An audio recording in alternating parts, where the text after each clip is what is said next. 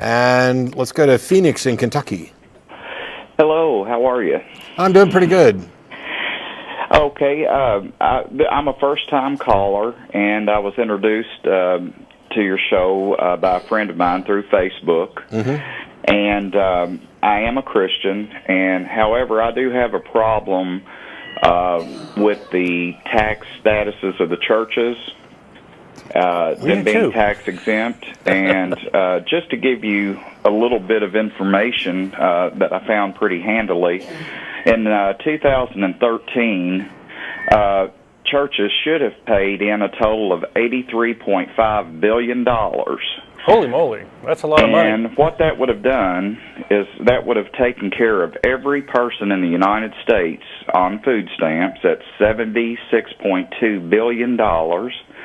And the remainder of that money could have basically sheltered every homeless person in the United States. And it's just wrong. Well, we're in agreement. Thanks for calling. Bye-bye. No.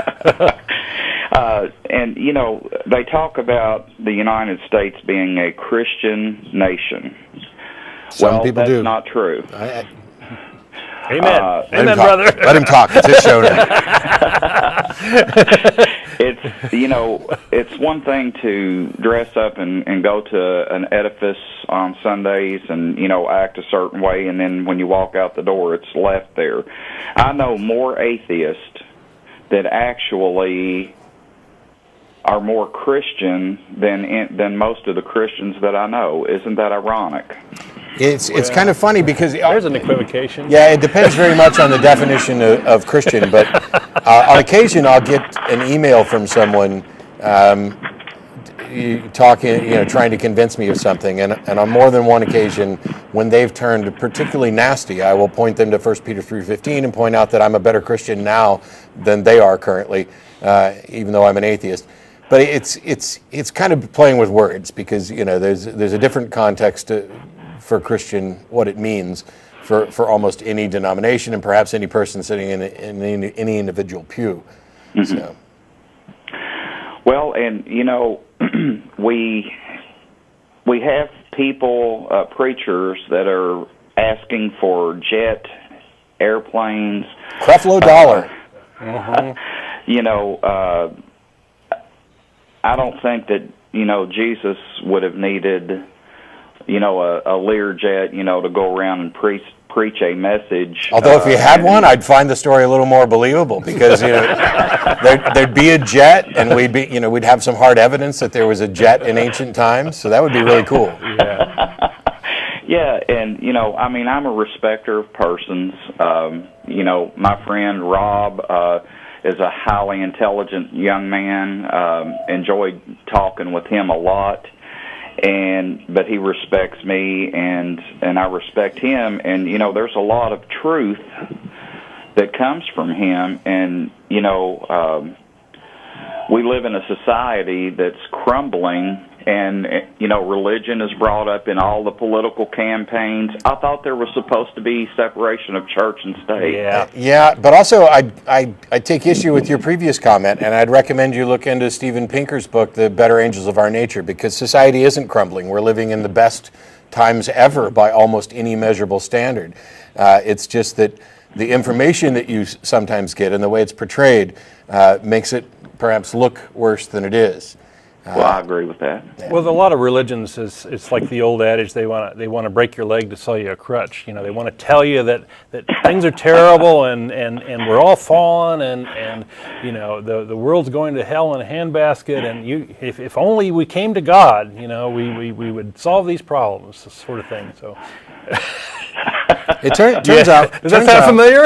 It turns out we're doing a very good job of solving a lot of those problems on our own. We're just not necessarily doing it quickly enough to make everybody happy. And a lot of the reactions are along the lines of, you know, the nostalgia.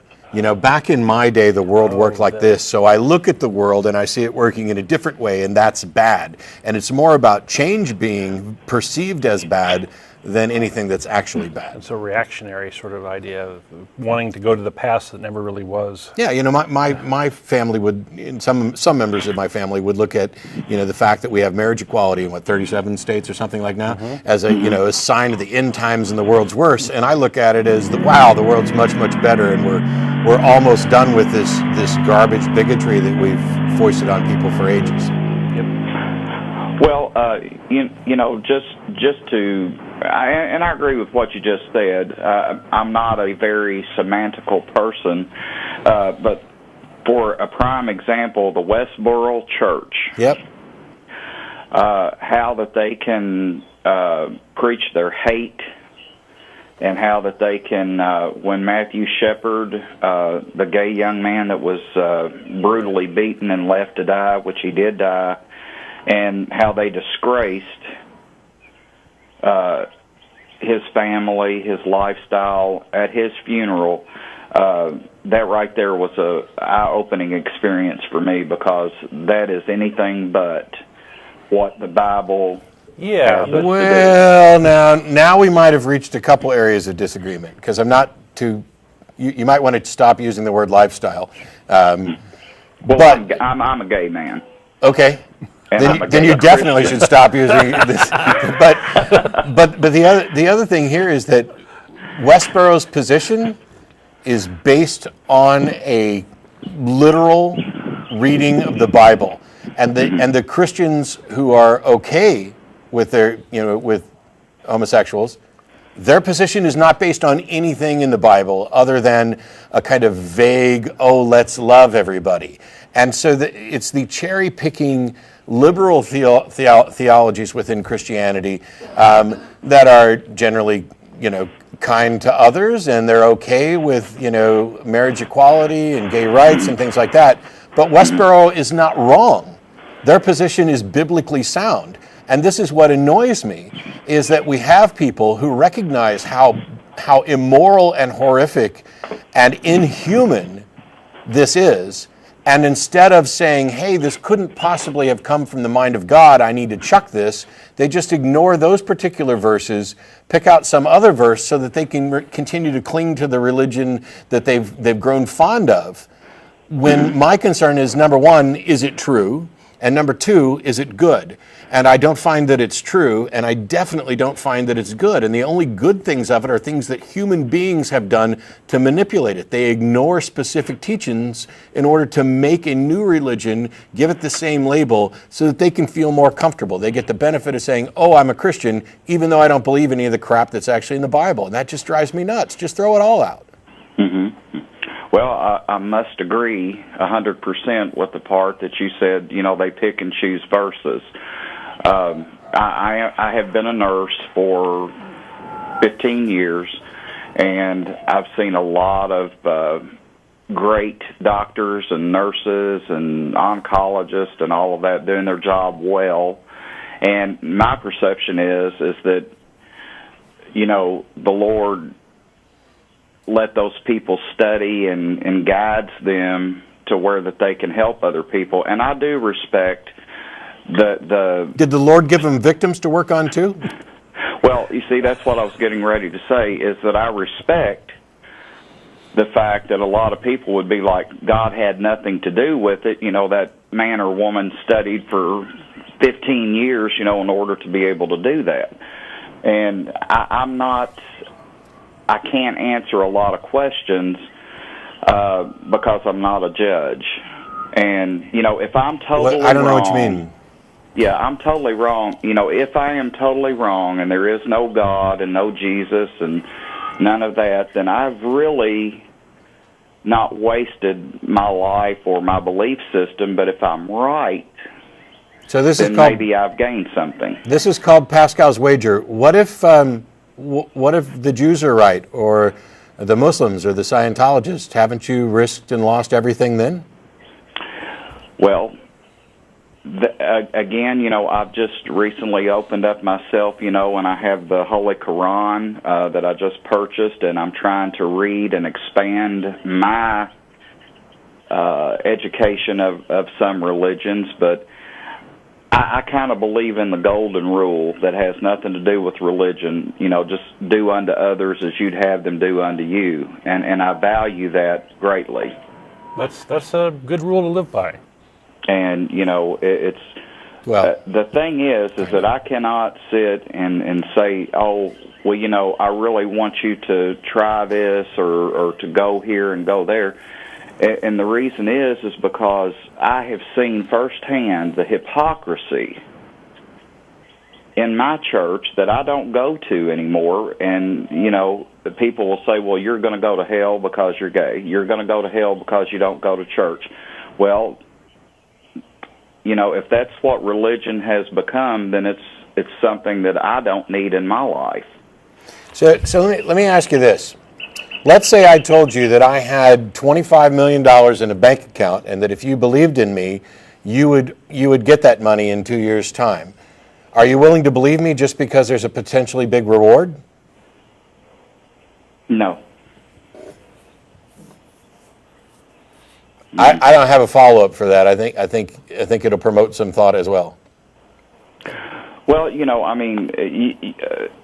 like my friend Rob, he makes such good, valid, logical, with great conclusive points, when it comes to any religion. And, I have a great respect for that young man, but I will tell you this, that he is more Christian than 99.9% of the Christians that I know.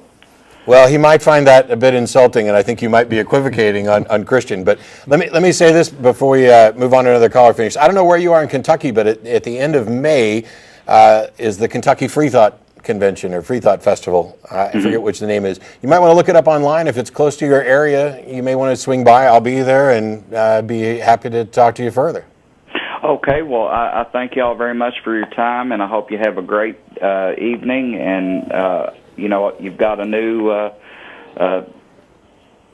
what am I called, a viewer or? Well, great. Sure, that works. We're glad you're watching. How about thinker? Thank you so much, guys. Thanks, Appreciate your time. All right. Bye bye. So it's another example of kind of equivocation. It's he's more Christian than most Christians I know. Yeah. Which means that there's you're better off unpacking that and saying, he's a better human being or a better person, or he's got more noble goals or whatever it really is you mean. Yeah, because first of all, if somebody told me I was a good Christian, I'd probably be a little annoyed. Because it depends very much on what you mean by that. But if you're saying this is a person who strives to think clearly, who cares about his fellow human being, if you're lumping in characteristics like that and equating them with Christian, you're already making a huge mistake.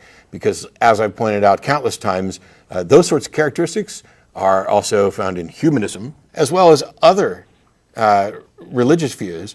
But there's nothing you could do better than to say that Rob is a good humanist, or a good thinker, or a decent human being, or I don't know why there's this. I know why there's this. Don't need. drag along that baggage. Yeah, right? I know why there's the need, and it's because for years you have equated this label with certain characteristics, and I find it so funny that these good characteristics, are equated with Christian, while simultaneously acknowledging that this atheist is more in line with these good characteristics than 99.9% of people who use the label. And these people who call themselves Christians are hypocrites, right?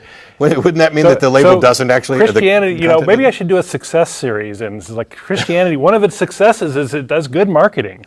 It markets itself really well. It is. Marketing, and we are all marketing majors' wet dreams. We are all Christians, right? Buy into